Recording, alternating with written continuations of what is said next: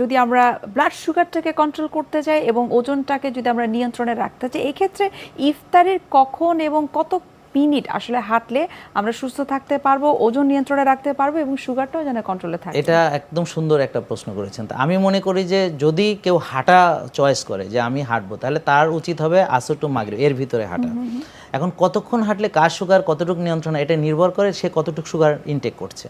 Say for example একজন diabetes রোগী, তার তো আগে থেকে সুগার বেশি আছে, তা এখন হাঁটলে সুগার তো কিছু কমবে, কিন্তু সে যদি আবার 3 গ্লাস শরবত খায় বা 2 গ্লাস শরবত খায় বা ভাজা পোড়া খায়, তাহলে তো আবার অনেক সুগার ঢুকছে। অর্থাৎ কত মিনিট হাঁটবো সেটা এটা হচ্ছে তার নিজের উপরে। যেমন ধরেন সে কমফোর্টেবল, যে প্রথমে সে যতটুকু পারে তার চেয়ে একটু কম হাঁটবে এবং একটু রেস্ট নিয়ে নিয়ে হাঁটবে। তো এরপর আস্তে আস্তে তার যদি শরীর বলে যে আরেকটু হাঁটো, সে হাঁটলো, সেটা আর কি। কিন্তু পরবর্তীতে কি খাচ্ছে সেটা মোর ইম্পর্টেন্ট, কারণ সুগার আপনি হেঁটে কতটুকু কমাতে পারবেন। আমরা তো আর 12-14 ঘন্টা কাজ করি না, আমরা হয়তো 30 মিনিট 45 মিনিট বড় জোরে আমরা এক্সারসাইজ করি, কিন্তু একটা কলার ভিতরে অনেক আপনার এনার্জি আছে।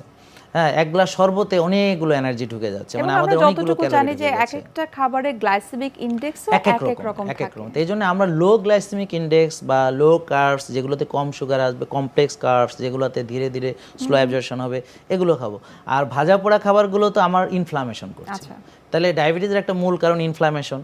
তাহলে আমি যে পেঁয়াজ ও বেগুনি খাচ্ছি, এগুলো আমাকে বাদ দিতে হবে, দিয়ে আমি অল্প পরিমাণে ভালো হেলদি অপশন চুজ করব, করলে পরে ওটা বেশি ইম্পর্টেন্ট।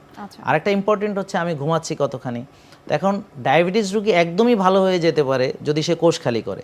তো কোষ খালি করার জন্য তাকে আসলে অনেক বেশি খেতে হবে না, পরিমিত আহার গ্রহণ করবে, করার পরে সে এক্সারসাইজ করে, রোজা রেখে, ভালো ঘুমিয়ে, মানসিক প্রশান্তির চর্চা করে সে ফ্যাট বার্ন করে ফেলে। কোষ ক্লিন হয়ে গেলে তার ডায়াবেটিস নেই। আচ্ছা, অর্থাৎ এক কথা আমরা যদি বলি যে আসলে রমজানে যদি আমরা রোজা রাখি, অর্থাৎ সুস্থভাবে রোজা রাখতে হলে অবশ্যই নিয়ম কানুনের মধ্যে যদি আমরা প্রত্যেকটা বিষয়ে যদি আমরা ব্যালেন্স করি, তবেই সুস্থ থাকা সম্ভব। আমরা অনুষ্ঠানের একেবারে শেষ পর্যায়ে চলে এসেছি। আপনাকে অসংখ্য ধন্যবাদ এবং শুভকামনা এনটিভির পক্ষ থেকে। আপনাদেরকে অনেক অনেক ধন্যবাদ আমাকে এখানে আমন্ত্রণ করার জন্য। সুপ্রিয় দর্শক, এতক্ষণ আপনারা দেখছিলেন এনটিভি নিয়মিত স্বাস্থ্য বিষয়ক আয়োজন স্বাস্থ্য প্রতিদিন অনুষ্ঠানটি। আজ আমরা কথা বলছিলাম রোজায় রোগ মুক্তি এই বিষয়টি নিয়ে। আশা করি আপনাদের ভালো লেগেছে। সুপ্রিয় দর্শক, এই পর্যায়ে আমরা দেখে নিচ্ছি আমাদের আগামী পর্বে কি থাকছে। অন্য সময় যেমন আমরা বলে থাকি সকালের নাস্তার পর, রাত্রে ঘুমাতে যাওয়ার আগে দুবেলা দাঁত ব্রাশ করা, এই সময় ঠিক একই কথাই বলি, কিন্তু সময়টির পরিবর্তন হয়ে যায়।